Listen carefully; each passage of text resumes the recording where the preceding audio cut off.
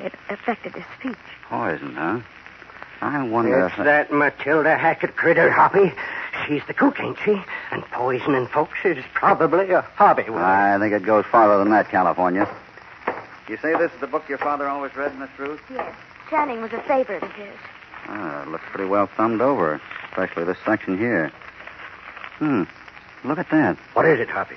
It's like Mr. Baxter underlined a passage here. All wavery, as if he can hardly hold a pencil. Well, that's strange. What does it say? Thank heaven for books. They are the voices of the distant and the dead. Books. The voices of the dead. I wonder if he was trying to tell us something. Hoppy, someone was listening at that door there. There's no one there now. I guess whoever was listening found out what he wanted to know.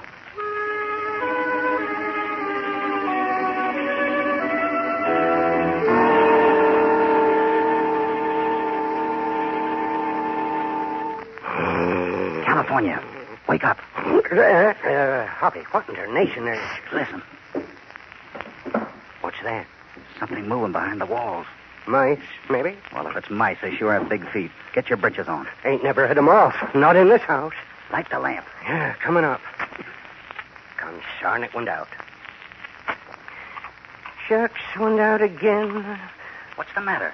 I keep scratching matches and they keep blowing out. There's a powerful draft coming from somewhere. Well, that's funny. The window's shut, so's the door. Try another one. You see what I mean? Yeah. The draft's coming right straight out of the wall. From under this picture of old Tom Baxter here. Now what you up to? It is hollow. There's a passageway behind this wall here. And I'll bet this panel under the picture is the door. Well, doggone. What did old Tom Baxter be doing with a contraption like that? The boxo was built during the Indian trouble. Probably protection for the women folk. There ought to be a catch here somewhere. Wait. What's that? Sounds like someone's down the library. Take a look out the window here. There's a light down there. Yeah, from the library. Wonder who it is. I ain't too curious. Come on, we can climb down the trellis here onto the porch. I'd like to take a peek through that library window.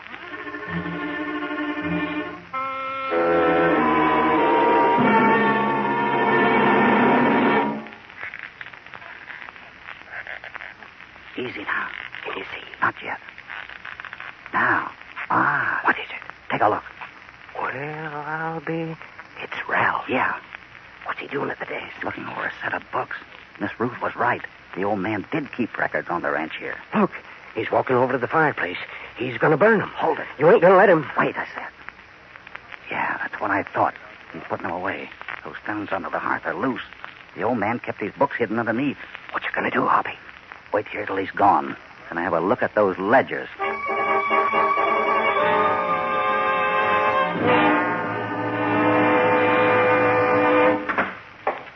Well, Mr. Potter. Up rather late, aren't you, Ralph? I might say the same of you. And I hate to be overly curious, Potter, but I'd like to know what you're doing in my room. I want to talk to you. Oh? Yes, I have certain suspicions about what's going on here, and I think it's fair that I face them out with you before I take them elsewhere. Go on, Potter. I'm interested. Where did you go just now? To the library. Why? I couldn't sleep. I thought some reading would relax me. Any more questions? You'd better ask them now, because when you're finished, I've got a few myself. One more question. Why did you kill Cousin Phineas? Oh, that's very strange. That's the first question I was going to ask you. Drop it, Ralph. I think I know why you went down to the library. Go on. Phineas was shot from inside the room. I found this on the floor. A revolver cartridge case. It was under your chair. Well, you're changing your tactics a little, aren't you? Now it's a frame. You're trying to hang that killing on me. Well, you won't get very far, I'm afraid. I told you I'm trying to be fair with you, Ralph. There's an old saying, Potter. Thank heaven for books. They are the voices of the distant and the dead. Mean anything to you? Where'd you hear that? Oh, yeah. Just happened to overhear it tonight, and it gave me an idea. I looked up my father's ranch accounts down in the library. Accounts? How did... Never mind how I found them. And they told me a lot. Number one, there are 1,500 head of cattle missing. Run off somewhere waiting for the beneficiaries to sell out. Number two, there's oil on the property. 5 Eastern outfits are angling to buy it right now. And number 3, you're the crook who killed my father and who's trying to hoodwink us into selling. That's a pretty serious charge, Ralph. I'm glad you're laying it on the line because the one thing I want to do is get you up in court to repeat it. Don't worry, I will. You know, there's another old saying, Ralph. The best defense is a first-class attack. You've heard that one, too, haven't you? Get out of my room. I advise you to be around in the morning when the sheriff gets here. Good night, Ralph. Going someplace, Mr. Potter? Oh, Cassidy. He put traffic around this house for 3 in the morning. I've been talking to Ralph. I'm very tired. Do you mind if I'll only be a minute. What about Ralph? I knew he was a disgrace to his father, Cassidy, but until now I couldn't believe he was a murderer. Are you sure? Absolutely. I'd rather not say any more until the sheriff gets here in the morning, so if you don't mind... What was that? It came from Ralph's room. That door's locked. Stand back. Harvey. Well, Potter, do you still think Ralph's a murderer? Good Lord, he's dead. Yeah. Shot while he was sitting in this chair here. But the room was locked. Doors and windows both. How could anyone get in I got here? a pretty good idea how, California. Come on out in the hall. Stay right there, Potter. I'll do no such thing. Did you hear what I said? Well, all right, Cassidy, if you think so. What is it, Harvey? That secret passageway runs right through the wall opposite that chair. Stay flat against it and you'll be safe. Now listen. I want you to put Potter in the other chair. Keep him there, you understand? Then start asking him questions. You know what to say. Yeah, but what are you going to... Wait a minute. Oh, Miss Ruth. Mr. Cassidy, I heard the shot. It's your brother. Ralph? What's happened? I've no time to explain now. I need your help. Do what I told you, California. And you better keep your gun handy. I don't think Potter will like sitting in that chair after you start asking those questions.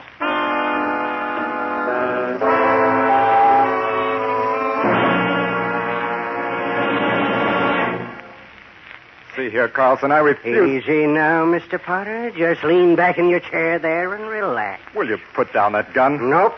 Now let's get back to the story, Mr. Potter. Hoppy and I seen in the books that someone struck oil up in Boulder Canyon and ranched property, right? Right. Then someone figures how handy it'd be if old Tom Baxter was to up and die. Right? Will you shut up? Nope. So someone sees to it that old Tom dies of a mysterious stomach ailment, runs off his stock and tries to bluff the heirs into selling out. Please, Carlson, not here, I tell you. Nope.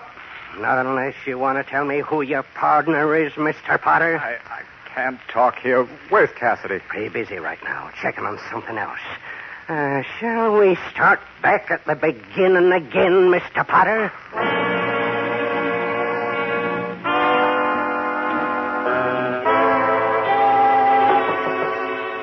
I'm sure the door to the passageway is here under the picture.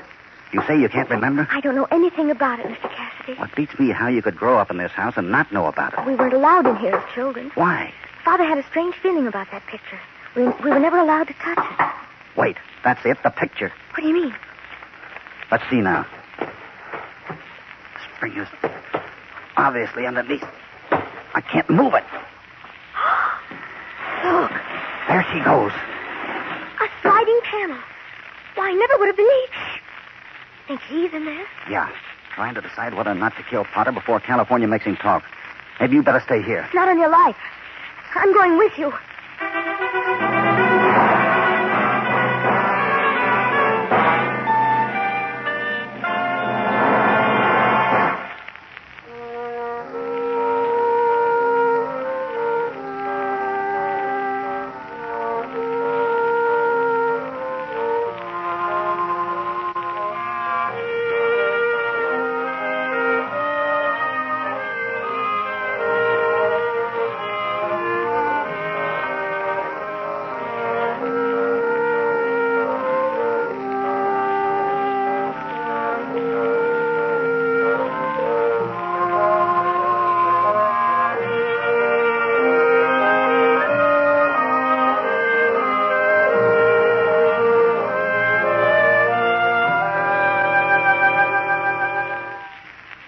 Now back to Hopalong Cassidy and The Voice of the Dead.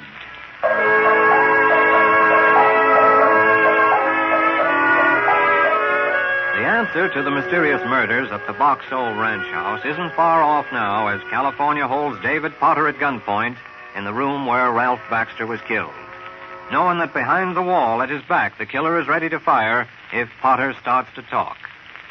Meanwhile, Hoppy and Ruth work their way down the secret passageway toward the murderer's hiding place.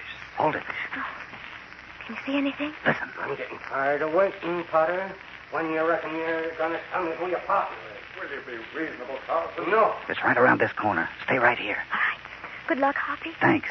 I ain't no reasonable move tonight, Mr. Potter. You were conniving with someone to grab off this ranch. You wasn't exactly reasonable about poor old Finney's picture, Ralph Baxter, there, was you? Please, Carlson, he'll kill me if I And maybe if he don't, I will. It's 3 in the morning, and sometimes I don't think straight when I miss my sleep. Now you're going to talk or no? All right. All right, I'll talk, Carlson. Put down that gun. I said put it down. Hoppy! It's all right, Miss Ruth. Hoppy, all right? Yeah, take Potter back to our room and tell him his partner just retired from business.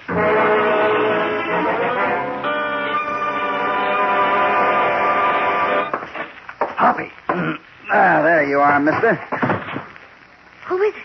Turn him over, California. Right, Hoppy. There you go. Cousin Phineas. Suffering snakes. Why, I thought you... Yeah, so did I. That was quite an act you pulled down in the library, Potter. It was his idea. He wanted to play it safe. So you fired into the floor and hustled us all out on the porch while the body disappeared, huh? That's right. Oh, please, Cassidy, I can't talk now. I don't blame you. Better save your breath for the story you're going to tell the sheriff when he gets here. Ruth. Yes? Better get everybody in here. I want to tell them they can rest easy now. I think we've lost our last beneficiary. Excuse me, Hoppy. Huh? He just lost one more. Me. Now, wait a minute, California. You know you're entitled Nope, to... not me. I learned a good lesson here at the Box Hole, Hoppy. It's better to be a live cowpoke than a dead millionaire.